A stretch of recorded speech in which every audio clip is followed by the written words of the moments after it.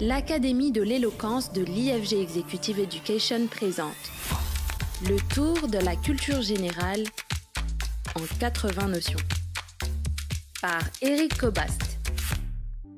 Saison 5, les idées politiques. Construit sur nation, le mot nationalisme trouve son acception moderne à partir d'un article de Barrès en 1892, un article intitulé « La querelle des nationalistes et des cosmopolites ». À l'époque, par nationalisme, on entend tout simplement une doctrine qui, dans un sens large, va faire de la nation une valeur. Alors évidemment, il convient de rappeler l'acception précise du mot nation. La nation, c'est ceux qui vivent ensemble, ceux qui naissent ensemble. La nation rassemble ceux qui sont nés en même temps.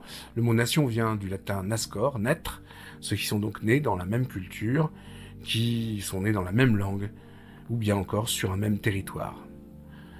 L'entrée que donne Émile Littré au mot nation dans son célèbre dictionnaire est claire sur cette question.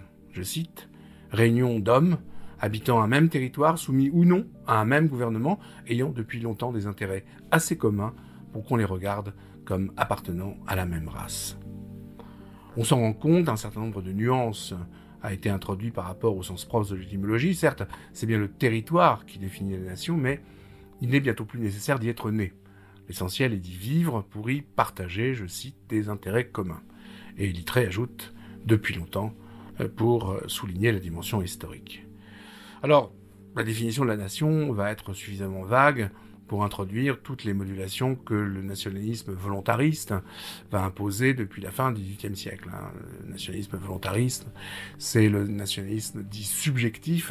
La nation est un choix et non plus un destin. La nation, c'est le résultat d'une volonté commune de faire corps.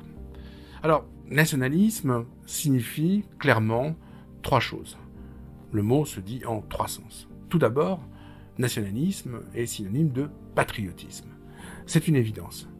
C'est une évidence, mais qui surprend parce qu'on a pris l'habitude de distinguer, voire d'opposer les deux mots.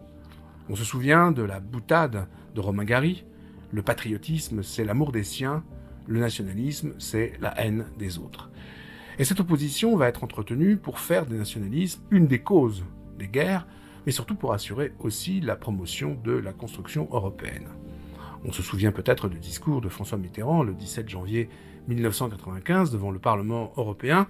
Mitterrand qui déclarait, je cite, « Il faut vaincre ses préjugés, ce que je vous demande là est presque impossible car il faut vaincre notre histoire. Et pourtant, si on ne la vainque pas, il faut savoir qu'une règle s'imposera, mesdames, messieurs, le nationalisme c'est la guerre. » Le président Macron, qui dit « Je souhaite dans 15 jours devenir le président des patriotes face à la menace nationaliste » entre les deux tours de l'élection présidentielle, le président Macron s'inscrit dans cette tradition. Alors c'est la tradition d'une opposition, d'une distinction qui ne se justifie pas sur le plan sémantique, puisque le patriotisme c'est l'idéologie qui fait de la patrie une valeur suprême. Terra patria, c'est la terre du père. Nation, patrie, on est sur la même image biologique. Alors pour compliquer les choses, on peut aussi ajouter à cette mise en perspective le mot chauvinisme. Alors là, les connotations guerrières sont absolument évidentes. Nicolas Chauvin est un soldat de l'Empire napoléonien qui, malgré ses très nombreuses blessures de campagne en campagne, a pu assurer la défense donc de l'Empire. C'est le symbole même de la fidélité, alors une fidélité un peu belliqueuse, la fidélité donc à l'Empire. Le chauvinisme pousse le patriotisme à son paroxysme et fait du sacrifice suprême l'acte héroïque par excellence. En fait, le chauvinisme, on l'a compris, il est du côté de l'excès. C'est une manifestation excessive du nationalisme ou du patriotisme. C'est l'expression d'une véritable partialité hyperbolique. Alors, c'est le premier sens du nationalisme, c'est un patriotisme. Mais le nationalisme, c'est aussi l'expression politique d'un peuple qui vise à se constituer en État-nation souverain. On parle par exemple du nationalisme de 1848, on parle donc du printemps des peuples, mais on évoque aussi le nationalisme tchétchène aujourd'hui. Ou encore, on se souvient que les séparatistes ou indépendantistes corses, basques, bretons se qualifient eux-mêmes de nationalistes. C'est-à-dire qu'ils revendiquent le droit de créer un État-nation propre, effectivement, donc à leur identité culturelle.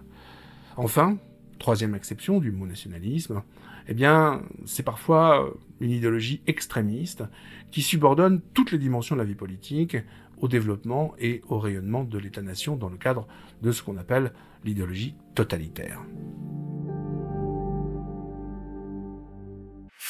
C'était le tour de la culture générale en 80 notions par Éric Cobast, un podcast proposé par l'Académie de l'éloquence de l'IFG Executive Education.